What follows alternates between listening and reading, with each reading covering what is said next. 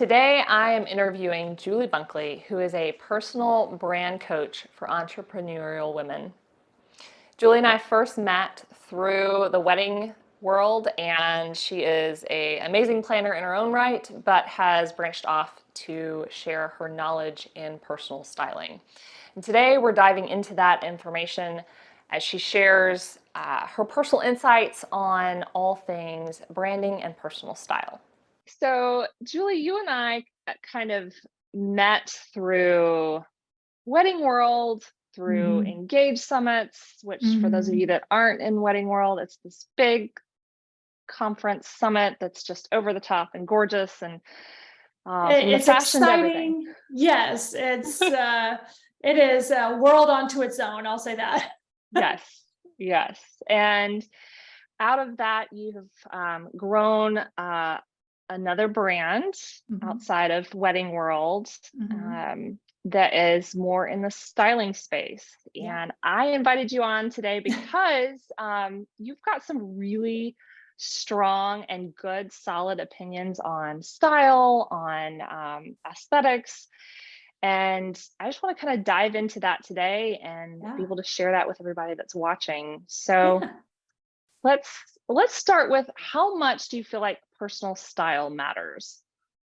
Uh, a lot, which I say that with asterisks all over the place because I don't ascribe to the camp that you have to spend millions of dollars on your wardrobe to be stylish, or that there's a lot of messaging that women especially ingest about how they present themselves and a lot of that. But for me, from a business standpoint, because I've had a different brand and still have another brand based in the wedding world, well, two other brands actually. And for me, growing those brands, styling is how I consider you completing the circle of what that brand is. It is the in-person experience of that brand. Even though my other brands don't carry my personal name on it, I'm still that brand. I'm still representing it. And I'm still, when I put myself in an in-person situation, whether it's with a client or a colleague or maybe a vendor, or like conferences, things like that, networking situations, that's the opportunity for someone to understand what the rest of my brand is about. I am now projecting what that is. So for me, it's like the ultimate of importance, but how you do that and the tools that you employ for that, like, I mean, the world is your oyster. So Yeah. Did you always want to get into styling, or want to have kind of a foot in the fashion styling space? I think there can always be a layer of imposter syndrome when you have an interest in something, but it's not something that you were formally trained in, and you didn't spend years of your career, coming up through the ranks in anything, but you have a solid instincts and interest and just love of how. For me, it's a love of how to use fashion. I think there's a lot of different avenues you can go with fashion and styling. Like, there's some people who literally love the industry, love how it is sectioned out, how it runs. People love the sheer design and like what high-end labels are and what they represent. And I'm a little bit more of how I get to use that. It's up to me, and it's my decision of how I use that in my life. And the power that fashion kind of it can bring with it. I mean, we see that in the wedding world of like a bride putting on the dress that she knows she's going to get married in for the first time. If you ever watch that, and you can sort of see it on like Say Yes to the Dress, but if you get to see it in person, Yeah. it's like a magical, like you see yourself in this new, different way, and it's really, really amazing. By the way, I do not style wedding people. Thank you. Full disclosure. Full disclosure. It's it's very, very specialized, not because I don't have a taste level or, have brands or designers that I follow. It's more like that side of the business operates completely different from what the main fashion industry operates under. Yeah. Yeah. And I think there's power in knowing like where your sweet spot is, where your niche is. Yeah. Fun fact, actually, my mother is a very talented seamstress, and she wasn't ever really in business. I mean, she did stuff for people that they would pay her to do, but it was more of like a onesie twosie type of thing, friends of friends that knew. And but she loved sewing, and she made my wedding dress. She made one of my sister's wedding dresses. And to this day, that's one of the best. That is my favorite part of my entire wedding, besides like actually getting married, but the whole process of, we created my dress based on something that I had tried on. Yes, I will say that, but we got to create that dress together and got to, do that. That was a very special part of my wedding. And I would like, I will carry that forever. Like people who don't have a connection to their wedding dress the way that I do, I'm like, I don't understand. I mean, that's for you, great, but also like I am so emotionally attached to this dress. Yeah, I didn't know that. I love that. Now I want to go see your dress just because that's fantastic. It's older now. We're closing in on 20 years. So it's an older dress, but yeah, I can still claim like it. No, nobody would choose this style now, obviously, because that's just not where trends are, but I can still look at it and say, I love that dress. I love that I'm wearing that dress. It's great. That's awesome. I just love knowing that. And I feel like there's always power in the stories that go behind the clothing. Yes. Which leads me into like the whole reason I was like, we have to talk. So we had an interaction back and forth about the personal brand and the power behind the clothing in those choices with two pretty big names in fashion, and how they're using styling to support their personal brands. And so we're talking about Kate and Meghan. Yes. And we're gonna stay agnostic as far as where our personal opinions lie on that. But using that as almost a case study of personal style and how that plays out.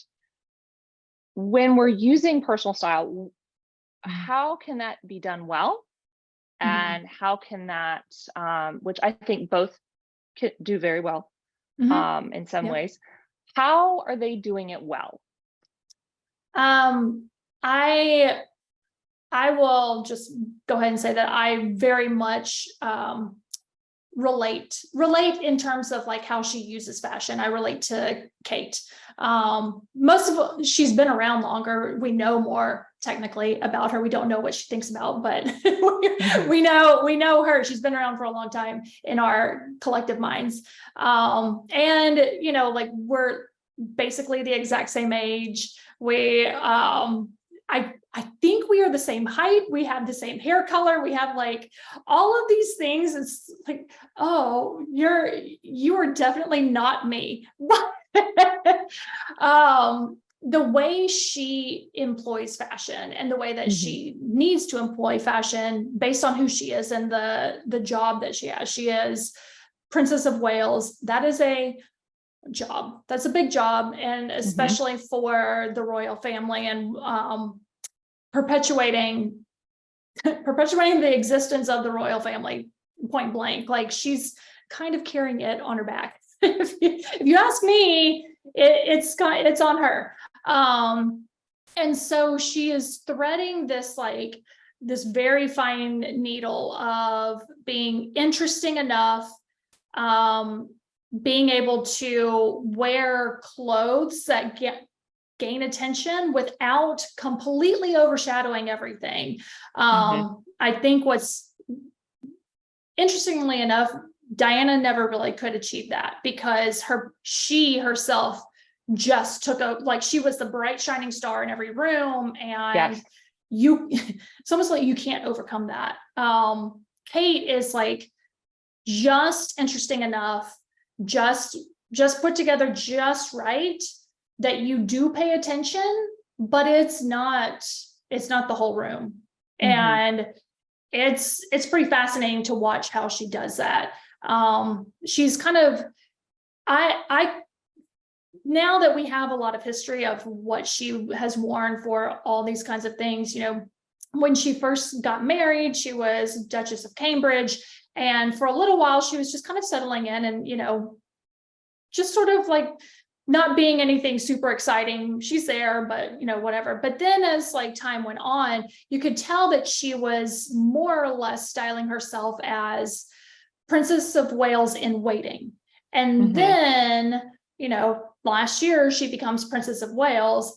Now you can kind of see it. She is like full on accepting that. And now she's queen in waiting. Now she's styling herself as, she has to put herself in our minds as, oh yeah, we do want you to be queen one day, not just representing the royal family in a good way and all that kind of stuff. So yeah, she is, and her fashion and all the different things she has to do with it is so layered.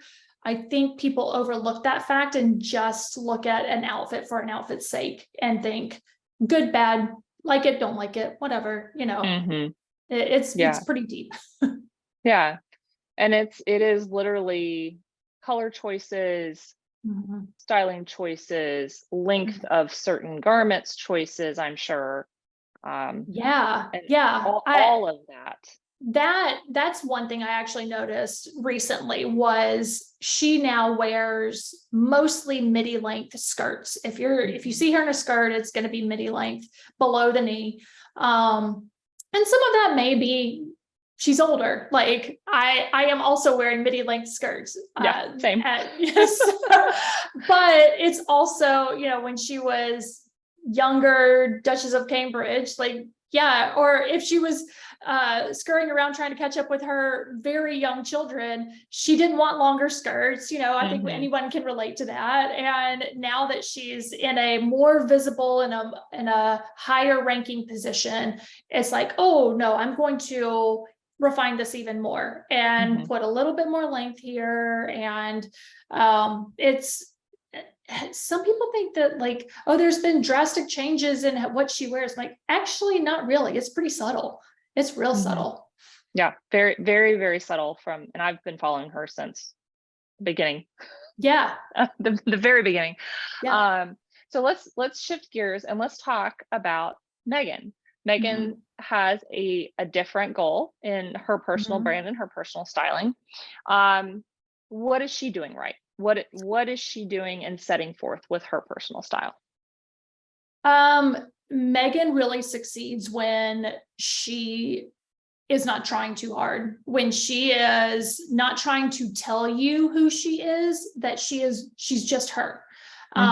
She's another one. I mean, she had to come up through Hollywood, and so she had to think of herself as its own brand for the entirety of her life that she knew until she married Prince Harry. And that mental switch of like, oh, now I'm not my own person, I am actually representing this other thing.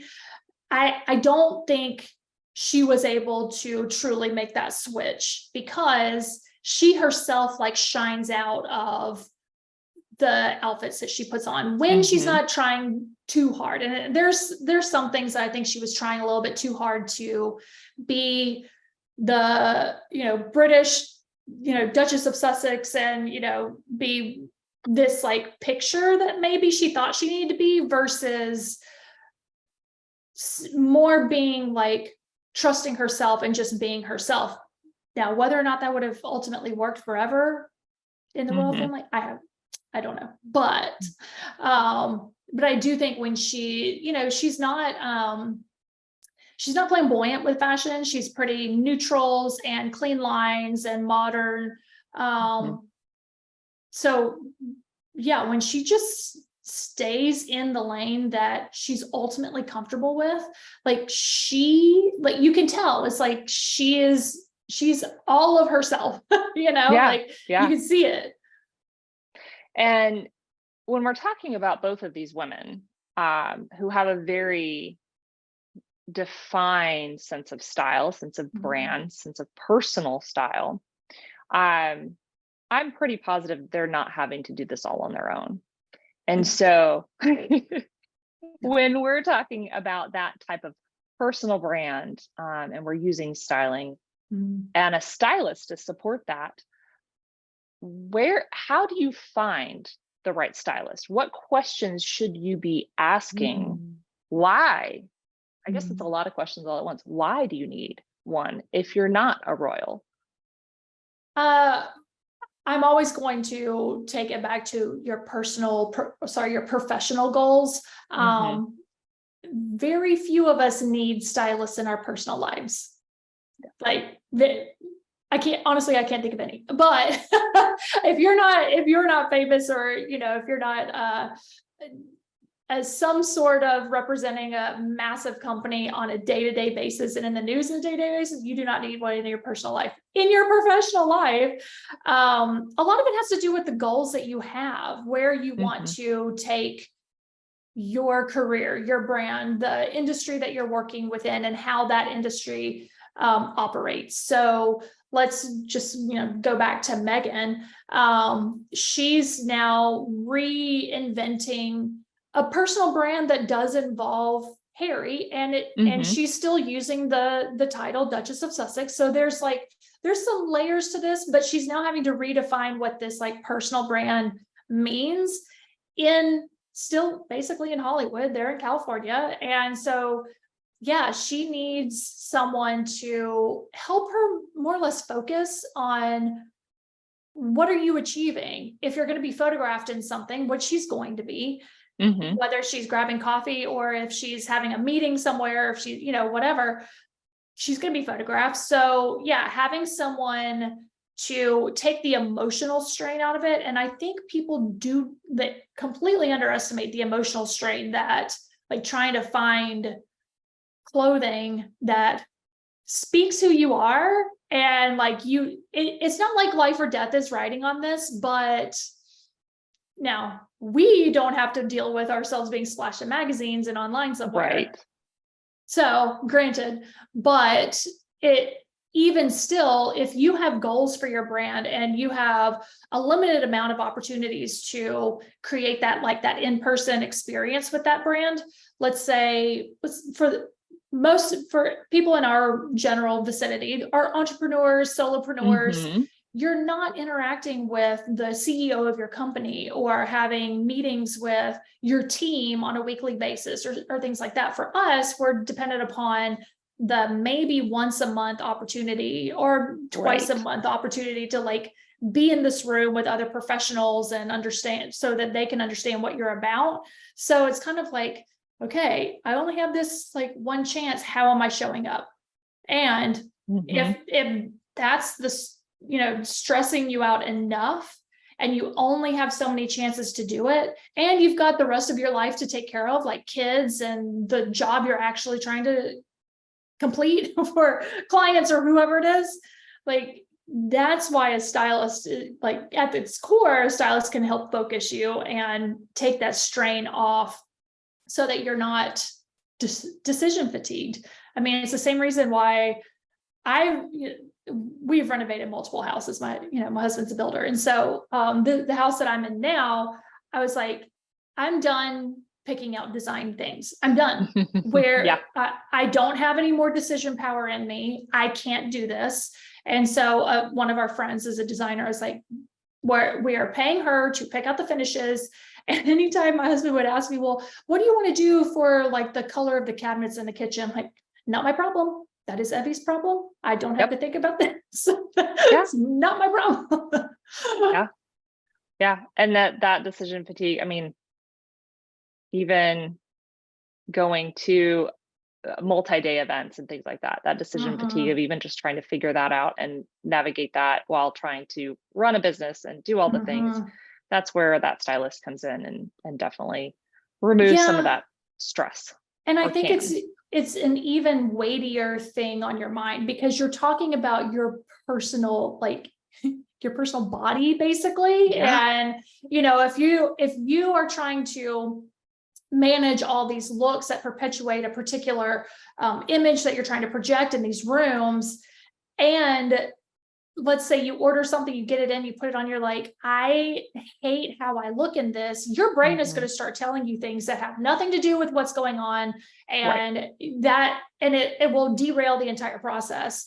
It happens to me. I'm, it's not, everybody is basically in the same boat when their brain turns on them. Yeah, absolutely. So I know you said you don't do wedding day styling, but when we're talking about personal brand or styling for these big events that revolve around weddings, we've got bachelorette events, bridal showers, welcome parties, rehearsal dinners, send-off brunches, all these things. Is that something that you step in and do? I don't love it. Okay. I think I ultimately relate to someone who is perpetuating their professional brand versus a wedding is a way to brand yourself. Like it is. It's sort of a coming out party. And that's why brides enlist stylists. It's why.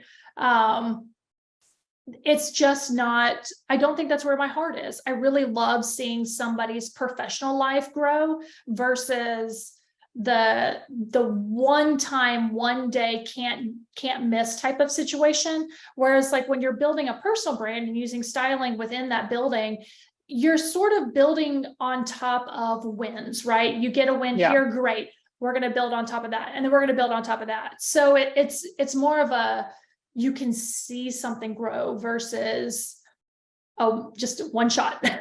Yeah, exactly. Just like, boom, done. Yeah. Exactly. Yeah. So when we're talking about dream clients, I'm curious, who would be, we've talked about a couple celebrities, we've talked about some like do's and don'ts and things that you don't love doing, but necessarily it doesn't quite fit into what you do. Who's your dream client? I know I won't pull out a celebrity name, mostly because I find celebrities that I really love. I love what they do and like how they present themselves, but I don't think I would ever want to work in the celebrity realm because what they are building with their brand is something completely different than what the average non-famous professional woman is building with her brand. And it's just sort of like, it's just something different. It's something different. And the whole beast is different because you're dealing with actual media versus building a brand through personal interaction and how someone is relating to you in how you're carrying that outfit versus how something is photographed on a red carpet. Those are like very different things.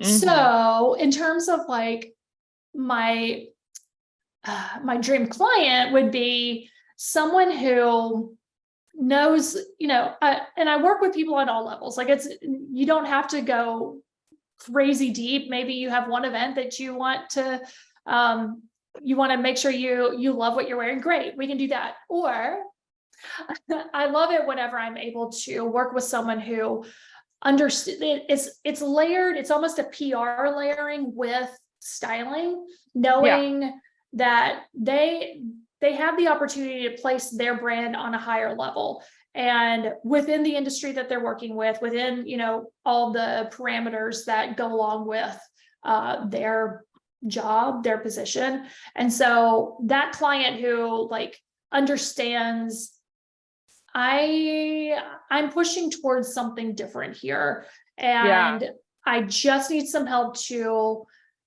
style that correctly, yes, but also know where to place it. Because if we're talking about building this through personal interactions, we need to make sure we're putting the right in-person opportunities at play.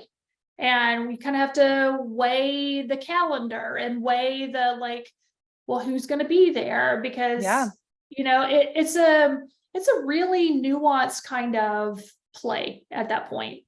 Yeah. It's not a wear a little black dress and a Mhm. pair of heels. There are a lot of Mhm. layers to that whole Mhm. aspect of, Mhm. um, of it completely. So I'm curious as we kind of wrap this up, Yeah. what are your must-haves for late summer, early fall that you have your eye on for yourself or for your clients? Um, it's hard because I honestly I populate my closet based on the professional events I go to. And I do the same. Yeah. I work primarily from home, and like you said earlier, I go to a couple events here, a couple of events there, and it's based off of location, season. Mhm. When you're talking about engaged summits or things like with the group that you and Courtney and Wendy run, there's themes to things. So yeah. That I have been sort of searching for, we work from home on a Hmm. general basis. And I have like one or two summer dress. It's hot. It's hot where I live, by the way. Same. I have two, this is not one of them, by the way, but I have two dresses right now in my closet that are like that easy summer, throw it on. And either it's just comfortable for me to sit in while I'm working, or Mhm. I can throw on a pair of shoes and still look decent if I'm running out for an errand or, maybe a drink or something if I really felt like it with a friend later. And that I feel like it's not that I will never discourage someone from wearing their clothes more, because like if you invest in it, like wear it. Yeah. That's not the problem. It's more like, well, I don't want to wear it out either. I want to like maybe be able to add one more to my closet that I feel like could be that good, solid, easy work dress. And work dress Mhm. is an odd thing to say because I'm working from home. Whatever's comfortable Yeah. and could look fine on a Zoom call. Yeah. Yeah. But I think also it's easy for us to default to, oh, I just need t-shirt and jeans Mhm, or whatever, because I am working from home, and it's easy to kind of mhm, set that personal style aside if you are an entrepreneur or you're in a space that your style can matter in some instances. mhm. Um, but I think there's a level of how you feel about yourself when you take Yes. that time to go, okay, yes, I work from home, but I'm going to dress up for the job that I'm doing in a way that makes sense. Yeah, and like it doesn't have to be fancy if it's not, Hmm. just because it's not a t-shirt doesn't mean that it's like fancy for some reason. But Right. I certainly feel better about myself when I have showered, when I have Hmm. when I'm not spending days in leggings, Yes. that starts to get a little bit old. And yeah, just feeling like myself a little bit while not taking too much brain effort to make that happen. Right. Right. We're not walking the red carpet at home. No. Um, so I looked at the calendar the other day and I went, oh my gosh, we're in the middle of the year. We're Uh-huh. like, I can't even fathom how we got here that fast. But with the second half of the year, what are you most excited about, whether it's personally, professionally, leading into the second half of the year? Second half of the year is not necessarily wide open, but it is a little Mhm. bit more open. I have probably like one major event on the calendar per month. Mhm. But most excited, I mean, honestly, I get excited anytime I get to be with our industry friends. Like, as much as I kind of dabble in a lot of different things, but the wedding industry and the luxury wedding industry is very close knit. and we love a good party. And Yes, we do. so it's always really great. And we're usually meeting everyone at a fabulous location. And, it's a good time. So I'll be at Engage in December. So I'm looking forward to that. And, who knows what the attire situation will be for that. But yeah, it's always exciting to see that come out. Yeah. I guess next up I'm going to Emergence and at the end of the month. I'm not sure. Are you going to be at Emergence? Yeah. I will not actually be at Emergence this time around. Things just did not work out. We're actually going to be going on a little family vacation instead. Ooh, okay. And I'm okay with that. Well, yeah, it was a little bit more of a last minute decision for me to go, and not like, oh, it was more like, I can actually make this work. Okay, great. I'm gonna go. But I think the answer to your question, my husband would prefer me to say next week we will be out of town because we're on vacation. Yes. And that's exciting. Yeah. So if somebody was attending one of these events where it is important for their personal brand to level up, to maybe get some assistance, because not all of us are born shoppers. I definitely am not one of them. How could they work with you? Well, I work with people virtually, and I have been for a couple of years now. I've pretty much mastered the online shopping situation. I do love to work one-on-one. Like if I can get in person, that'd be great. Like sometimes with a branding photo shoot is really nice to be in person, but the sheer styling of it doesn't have to be in person. Actually getting things together. And honestly, it kind of comes down to really what you're looking for. But I have my general levels of, entry level, more or less of like, here's a starting off point. I give you a structure and tell me if that doesn't quite hit the mark, then let's restructure it to where it does make sense for you and what you're trying to achieve. I, of course, am going to feel pretty strongly that we have a personal brand discovery session that more or less for me to feel comfortable that who I'm working with knows where they want to be and who they are.